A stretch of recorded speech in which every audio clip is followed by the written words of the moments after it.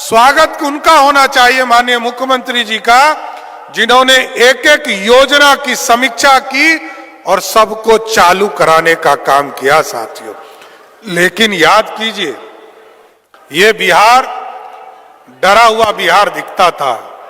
यही सिवान था जब 1996 का चुनाव हो रहा था और पहली बार एनडीए का स्वरूप बना था साथियों। यहां कभी एनडीए का झंडा नहीं लगता था, लेकिन नीतीश कुमार जी ने सुशासन का नींव इसी सिवान से रखा। आज सभी पार्टी स्वतंत्र तौर पर काम कर पा रहे हो। आता है बहनों, आज साथियों न्याय यात्रा से लेकर समृद्धि यात्रा के बीच में, आपके बीच में हम लोग आए हैं। और साथियों याद होगा, पिछले साल भी हम लोग आए थे और आपके बीच में जो प्रगति यात्रा के दौरान जो काम किए गए, आदरणीय मुख्यमंत्री जी का साफ निर्देश था किसी भी कीमत पर इसको चालू करना है। और आज स्वागत उनका होना चाहिए माननीय मुख्यमंत्री जी का, जिन्होंने एक एक योजना की समीक्षा की और सबको चालू कराने का काम किया साथियों।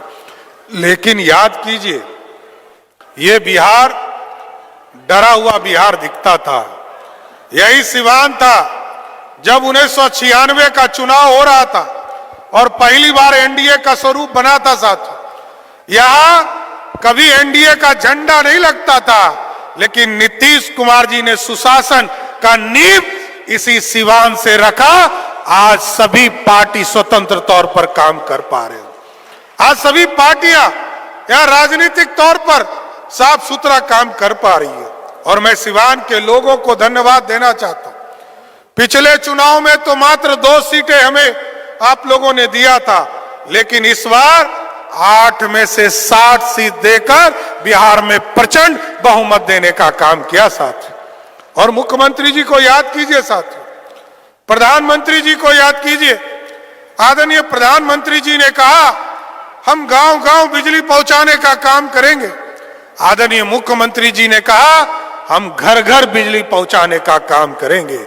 और आज देखिए साथियों, जब मुख्यमंत्री जी ने निर्देश किया कि बिहार के गरीबों को, बिहार में जिन लोगों को भी बिजली घरों तक पहुंचा है, उन तमाम लोगों को 125 यूनिट बिजली मुफ्त देना है, तो आपको जानकर खुशी होगी 1,90,00,000 परिवार बिजली से डोमेस्टिक यूज करते हैं।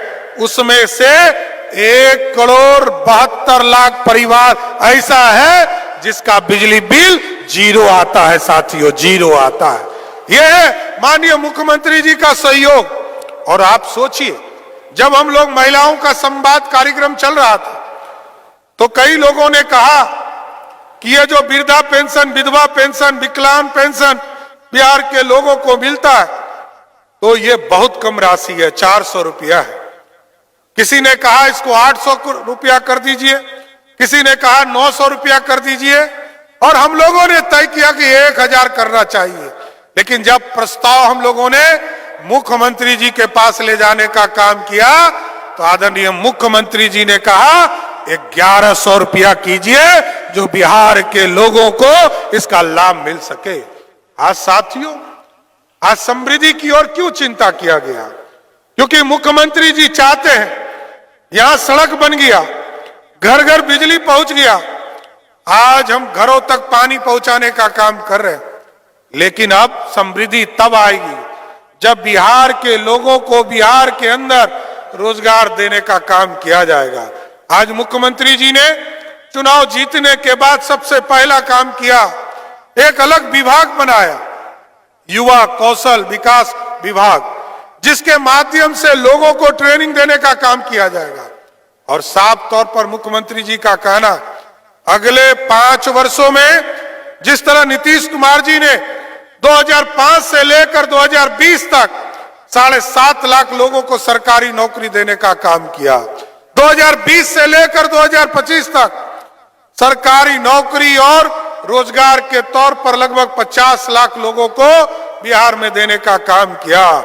इस बार हमारा टारगेट है कि हर हालत में 1 करोड़ लोगों को सरकारी नौकरी और रोजगार देने का काम बिहार की जनता को करना है साथियों।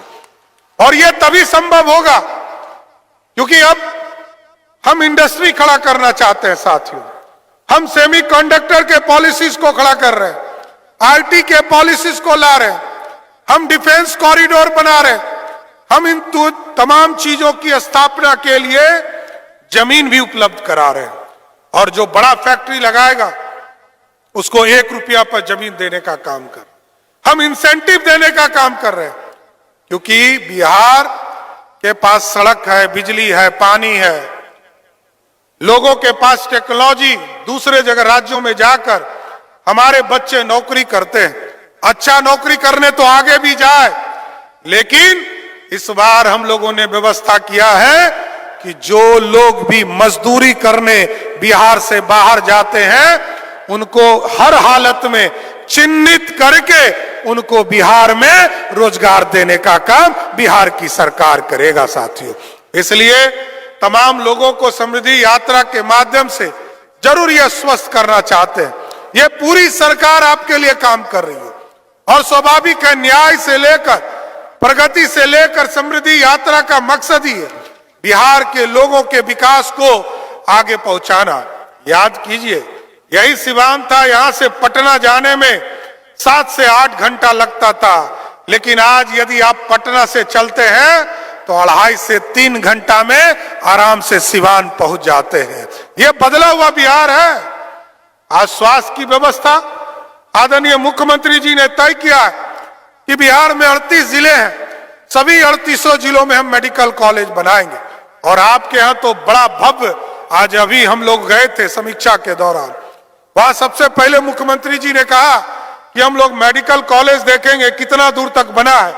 और मेडिकल और स्वास्थ्य विभाग ने, मंगल पांडे जी और उनकी टीम ने बताया इसी साल 2026 में मेडिकल कॉलेज को शुरू करने का काम किया जाएगा साथियों। और मैं बताना चाहता हूं, आदर्श मॉडल स्कूल बनाने का काम किया जा रहा है।